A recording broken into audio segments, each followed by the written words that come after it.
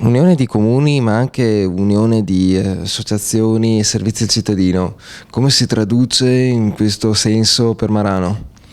Beh, il senso è molto importante, nel senso che l'unione di comuni è un tema che vogliamo far introdurre alla cittadinanza. È un tema che la cittadinanza, a nostro parere, conosce ma solo in parte, quindi è importante allargare questo invito a tutta la cittadinanza e non solo a chi se ne occupa a livello tecnico.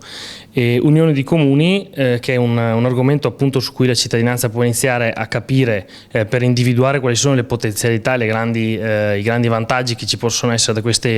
questo tipo di processo, ma anche un concetto nuovo di vedere alla propria socialità, alla socialità del comune, per superare quelle che possono essere le barriere e la voglia di rimanere nell'intimità della propria identità, ma abbattere queste barriere ed iniziare a collaborare con chi ci sta intorno, con le associazioni che ci stanno intorno, con i comuni che ci stanno intorno, con le altre città che abbiamo nel nostro territorio, per trovare delle potenzialità e dei modi per ottimizzare i servizi, magari anche risparmiando qualche cosa. Quindi le virtuosità che ci sono per i comuni si traducono esattamente anche per le virtuosità che possono esserci per diverse associazioni che nel territorio lavorano e magari lavorano con obiettivi molto simili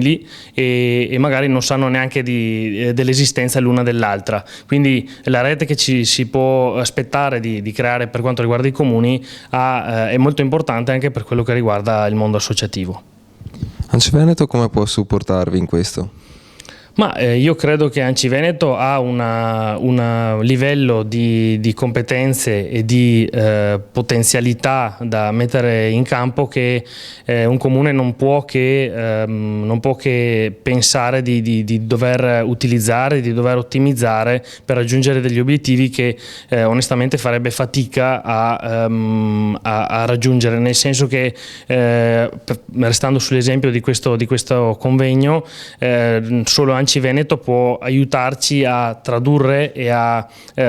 sviscerare questo tema con degli esempi, con dei concreti scenari che si sono realizzati in altre situazioni e che quindi possono far capire alle persone qual è la potenzialità di questo